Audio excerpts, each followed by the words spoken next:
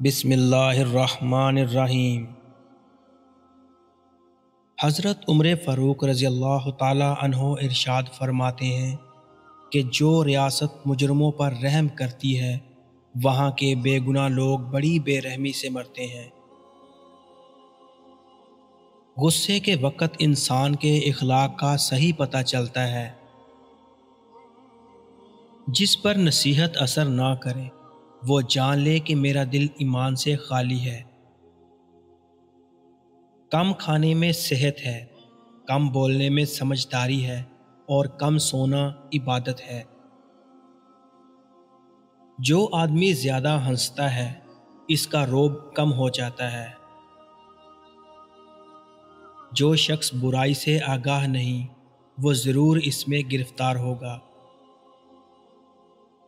مقدمات کا فیصلہ جلدی کرنا چاہیے تاکہ دعویٰ کرنے والا دیر کے باعث کہیں اپنے دعوے کو مجبوراً ترک نہ کر دے۔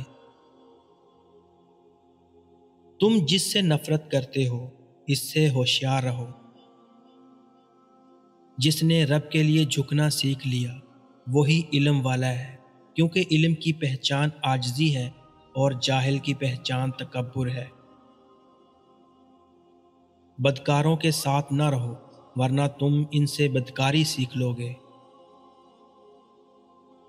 مجھے اس دن سے خوف آتا ہے جب کفار اپنے باطل ہونے پر فخر محسوس کرنے لگیں اور مسلمان اپنے ایمان پر شرم محسوس کرنے لگیں۔ سب سے بدبخت حکمران وہ ہے جس کے ہاتھوں اس کی رعایا تباہ ہو جائے۔